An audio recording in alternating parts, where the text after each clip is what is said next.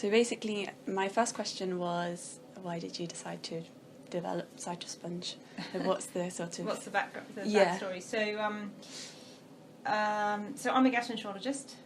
Yeah. So that's my clinical job. And I became very aware when I was a junior doctor that a lot of the patients I saw had very advanced cancer. Not necessarily just esophagus at that point, but in general, the cancer patients I looked after, it was often pretty late in the day, and then it's quite difficult, even with a lot of our breakthroughs in therapy. Even now, it's quite difficult when you've got an advanced cancer to really cure it. Yeah. And then I went off and did research in the States for a while, and the opportunity that I had was to work on the pre-cancer condition Barrett's esophagus. So I did my PhD there, effectively. So I got very interested in this disease and was studying quite basic lab stuff about what makes cells go bad and why acid, because one of the main risk factors is heartburn and acid exposure. So I was doing lab experiments showing what acid exposure can do to the way that cells behave. So it's quite fundamental lab stuff. Yeah. Then when I got back to London and I was doing specialist training in gastroenterology, I was thinking a lot about what would make an improvement to the way we detect and manage these patients. And that kind of got me thinking. So this is what Barrett's esophagus looks like. Okay, yeah. So this is the normal esophagus, and this is looking down towards the stomach, and this is Barrett's esophagus. That's a cancer. Yeah. And the way we diagnose this is with an endoscopy. Yeah. And then we take biopsies, and then we can look at the biopsies. This is the normal esophagus cells, and it changes fundamentally. It looks more like a cross between stomach and intestine. Yeah. And then gradually that can change to cancer. So most Barrett's doesn't change to cancer. Okay. But most cancers present at an advanced stage when they're having difficulty swallowing, losing weight. Yeah. They may have had heartburn in the past but never had it investigated. Mm-hmm. And so most patients with cancer just come to us out of the blue, never knowing they had this. Yeah. So although most patients never get that, if we knew more about these and we could predict those that get cancer, that should help. So that was kind of where I was coming from. And then I was thinking, well, you can't really endoscope everyone. I was actually talking to my boss in London who said what we need is a bottle brush for the esophagus. So that's actually what got me thinking. Yeah. We actually did. So, and then I came to Cambridge, and this is 2001 we're talking about. So wow. Time ago. Yeah. And we actually made some bottle brushes. Oh, really? So this is an endoscope. I don't know if you've seen an endoscope, but they're quite big. Yeah, that would scare me if someone said... It's not said... the nicest procedure, to be honest. I mean, we have to sedate patients and, like you have to put them come to the sleep. hospital. It's not a full anaesthetic, but it's like having, it's a conscious sedation, we call it. So it's like having a big gin and tonic or something. Yeah. But you can't drive afterwards, you couldn't get to work. You're going to have to take the whole day off work. Yeah. So we were trying to think of something you could do in the GP surgery that could basically take a cell sample. Mm-hmm. And so this was our very first prototype. It would be a bit dangerous. Yeah, spiky. Yeah. So we never tried this, but this was kind of the concept. And then I was looking around for other things that people might have thought about in the past. And in other parts of the world, in China and Japan and Iran, they have a lot of esophageal cancer. It's not actually this type, it's a different type, it's nearer the throat. Okay, so this is nearer the stomach. So this is the stomach right here. So it's right at the junction, usually between the esophagus and the stomach. Mm-hmm. And this is acid and bile and obesity related. Okay. The other type is more alcohol, smoking, drinking scalding hot tea, which they do in some cultures in Iran, for example. Oh. So they have screening programs in some of these. So they have certain geographical hotspots in China where they have really high incidence. Yeah. So they have screening program. They have some mobile vans going around with endoscopy, but they also they've tried various devices in the past, little balloons, sponge types of things. So we basically looked to see what people had tried before, what was available, and then we came up with our own version, developed it further, which was this. Yeah. And so what I also realised early on was that you needed two things for a successful test. One is something to collect cells that doesn't require an endoscopy, that you can do in the GP surgery, that could be very simple, inexpensive. And then you need to do something in the lab which is going to be as accurate as possible. So you'll know with cancer screening tests there's a lot of concern and publicity about over-diagnosis and over-treatment, so for prostate cancer, for example. Okay. Or breast cancer, with the false positives. Yeah. The great thing about this disease is we can now treat this stage down the endoscope. you've got this, you need chemotherapy and your esophagus removing, and maybe radiotherapy as well. If you've okay. got this, if we think the cells are changing and becoming dysplastic, we actually just can completely treat this down the endoscope. So we can do microsurgery down the endoscope. Oh, so it's still a type of surgery. It's not like taking. And it's burn, and it's something called radiofrequency ablation. Often we use both together. It depends on the particular circumstances. But if it's radiofrequency ablation, we put a catheter down that delivers heat energy and literally burns away this lining, and then we keep the acid down, and a new lining grows. But it's an outpatient procedure. That has to take paracetamol because I have a sore throat. But I mean, really, compared to treating this. Yeah. So that's why in this disease, really doing early diagnosis makes a lot of sense because there is a therapy. And once you've treated it, because would acid would the we keep the acid down, and it doesn't usually come back. So it may be 10 to 15%, but most of the time. So what I was just going to say, sorry, I got sort of sidetracked about treatment, is that we realised that we needed to avoid sort of over-diagnosis to get an accurate diagnosis. I mean, one thing you can do if you collect cells with something like this or like this is you could just smear them on a slide, like they do with cervix cancer screenings. So they smear the cells on a slide, and then a cytology screener has to look down a microscope. We started off doing that, and you make about 15, 20, 30 slides to get all the cells off this, because you get about 1 million cells off this, you get a lot of cells. Wow. And then someone has to look at all these slides, and often the cells are overlapped, it's very difficult to tell. So we decided we needed a better way of doing the diagnosis. Yeah. So what we do now is so when this comes out, and so you swallow this, this dissolves over a few minutes. So this, you put it back, so a nurse can do this test. Yeah. And then you put it in here. This is just a standard preservative pot, which hospitals are very used to using. There's nothing special about this. You can transport it at room temperature. And is that just water, or? And that's a preservative liquid. It's ethanol based. Yeah. So, and actually the things like the storage and the transport and the stability is very important if you're thinking about screening tests. You can't be putting everything in liquid nitrogen straight into a -80 freezer if you want to do screening. Yeah. It has to be very, logistically doable. So that goes to the lab. They then shake the cells off and spin them in a centrifuge, so you end up with a little cell pellet. Yeah. And we then embed them in a clot. So we use plasma thrombin to make it cohesive, so the cells stick together. Okay. And then we embed that in paraffin. Yeah. So it's now like a little biopsy sitting in a paraffin block that you can cut sections from, which they do in standard path. That's the standard path. Yeah. We wouldn't normally have to make the clot, because normally if you want a biopsy, it just will sit there in one piece. So we have to take it off. Make the cells together. Yeah. And then we put it in paraffin, which is standard. Then you can cut sections. Okay. These are sections from biopsies. This is sections from the cells coming off the cytosponge. So you can see all the cells are kind of grouped together. You get quite a big, on the slide it's about that big. Yeah. A biopsy would be a few millimetres. Yeah. So there's a lot more cells. These are normal, healthy squamous cells. Yeah. These are Barrett cells, and they often come off as a sort of ribbon. So it's not individual cells. You can see they're kind of grouped together there.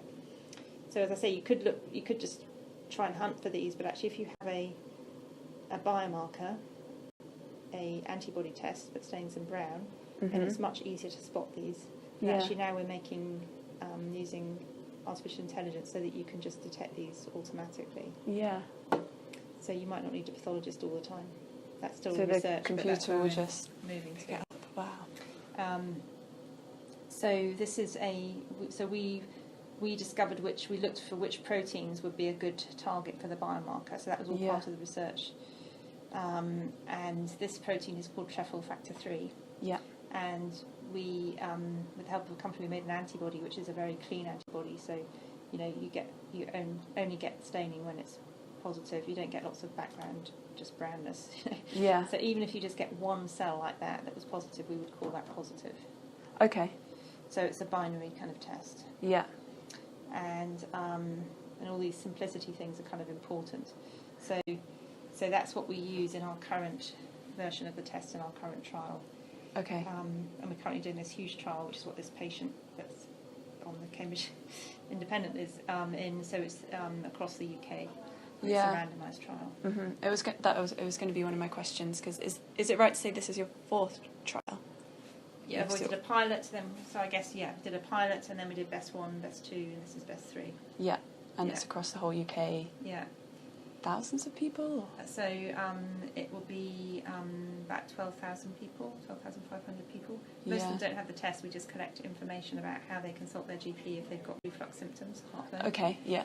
And then at the moment we've got about 1,400 people that have had the test. We'll finish it in spring of next year. Mm-hmm.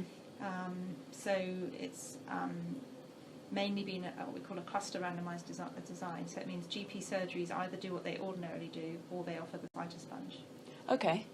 So you do that so that there's no confounding. So the GP might think, well, they look a bit old, I don't think I'll give it to them. Or so you can get biases. So with a cluster randomised, you just one GP does one thing and another GP in another surgery does another thing, and patients in different surgeries aren't aware. Yeah. Otherwise, the other thing that can happen is patients say, well, I want the test. You know? Yeah. But that's why you end up with a lot more patients in what we call usual care that we're just collecting data from than in the cytosponge. Okay. So the main endpoint of the study, of the trial, is do we detect more Barrett's with the cytosponge than if the GP does what they ordinarily do? They just give them pills for their acid to get rid of their acid reflux, and if they think there's an indication for endoscopy, they refer them. That's what normally happens, and most people won't get an endoscopy. Mm-hmm. The patients that obviously have an early cancer, that isn't the main endpoint of the trial, but obviously they need treatment, so I know about those. So I'm blinded to the main results of the trial, and I don't know what they are. But patients like this patient that's come out and given her story to the newspaper, obviously we know about the early cancers that we happen to pick up through this, because we have to treat them, organise the treatment. But all the rest of it's got Barrett's. Obviously they're being looked after locally, but I don't need to get involved, and I don't know the data. So it's all closed data until the trial finishes, which will be next year. And so in the cases when you do this, you're looking for Barrett's primarily, right? Yeah. And then so how would you then say, oh, actually this person has cancer? You would just see it? So we're not looking for, if the pathologist noticed something where the cells looked atypical, so they've got some features which make them think they might have. So we think in the lab there are things down the line that we can also do to actually say, do we think there's cancer? So there are other molecular tests we can do. So that's part of our ongoing research. So we want to make this even better. It wouldn't just tell you if you've got Barrett's, but it would tell you how cancerous the cells are. Yeah. But for the trial, it's really just doing this TFF3 test. Yeah.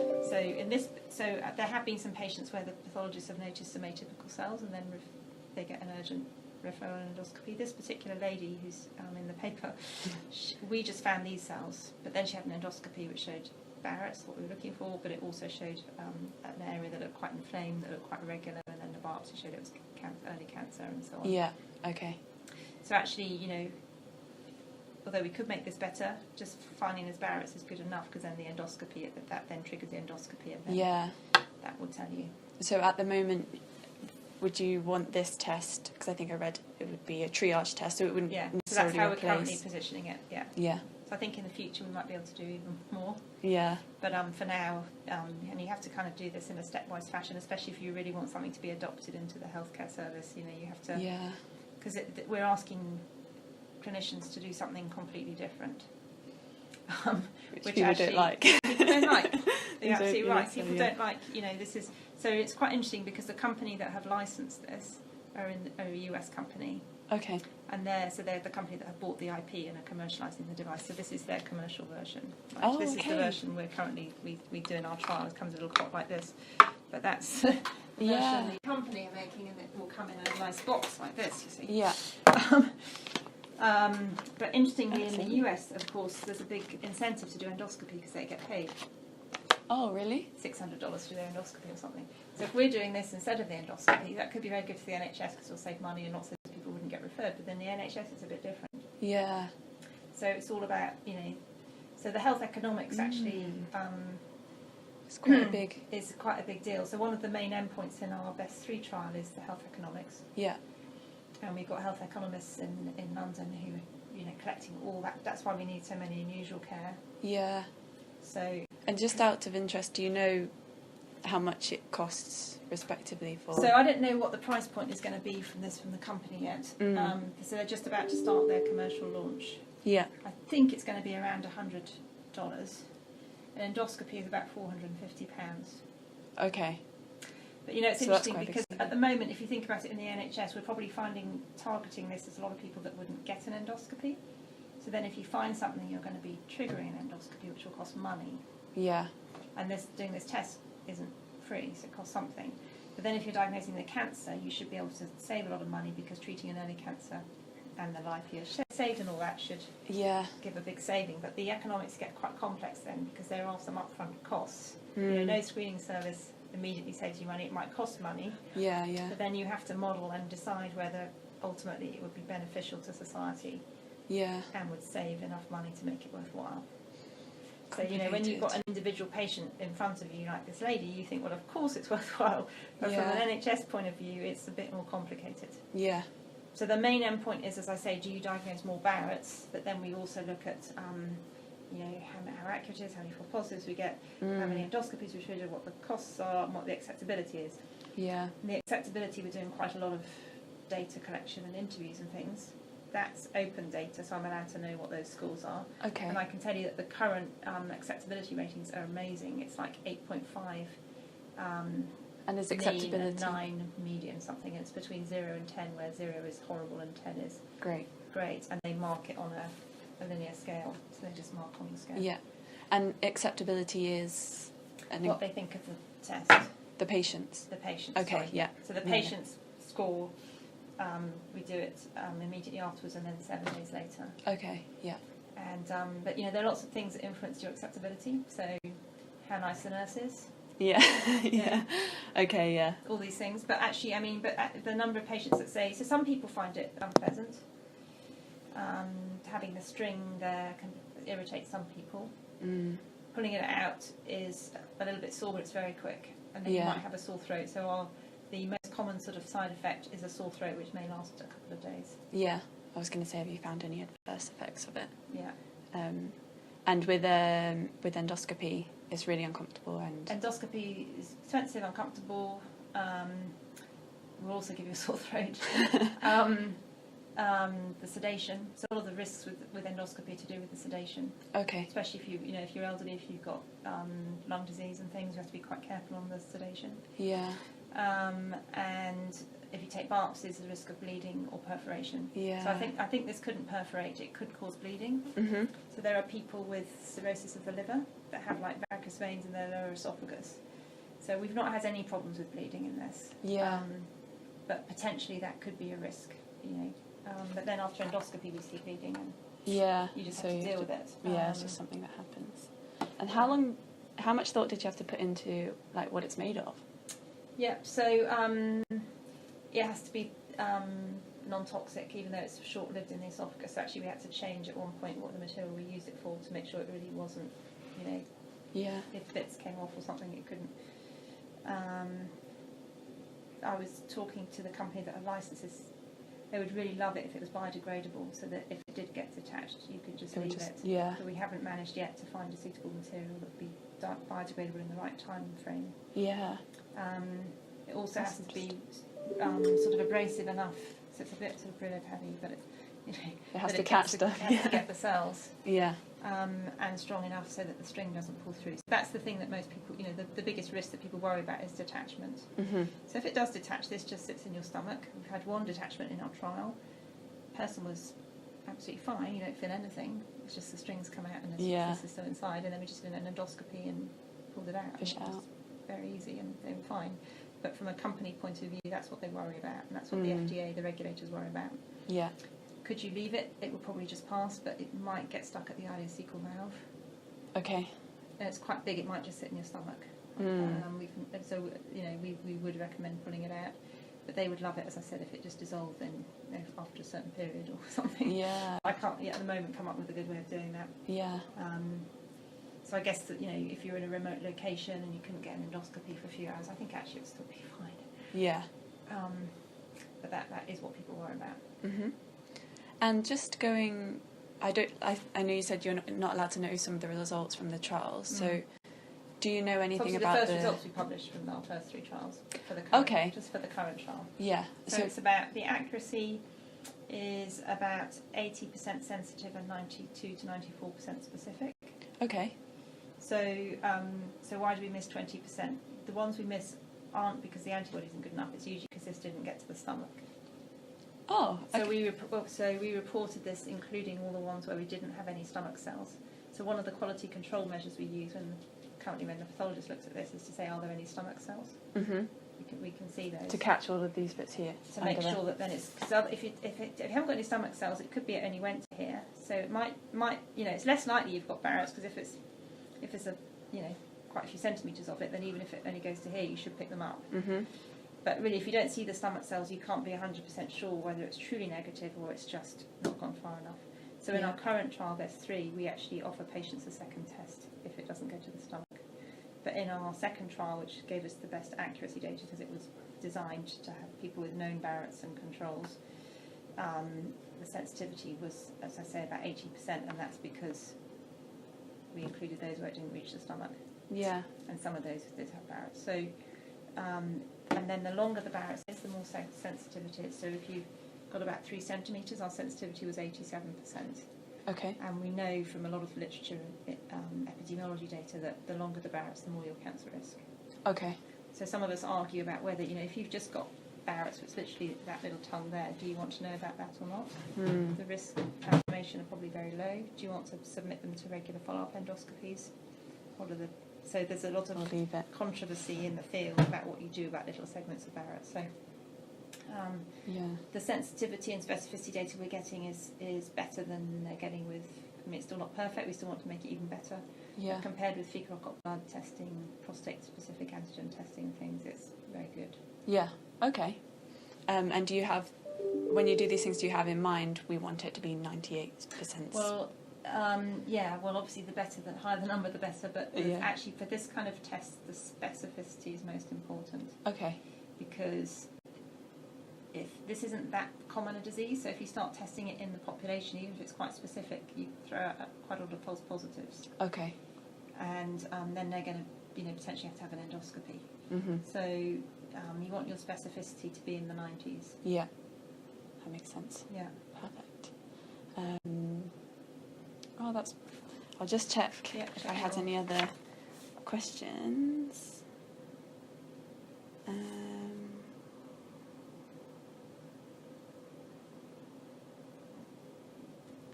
I guess one of my questions was going to be what are the next steps once you get...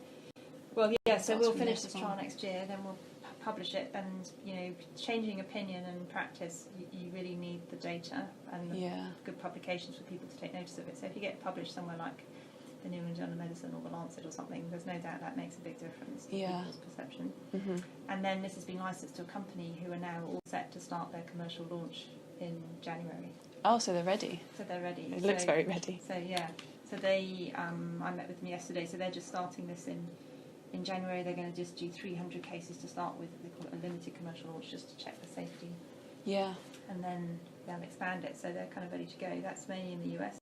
Mm-hmm. In the UK, I'm busy talking to commissioners, NHS England, but really we need the results of our trial. But the idea in the UK would be, can we then get it into the NHS? What would it take?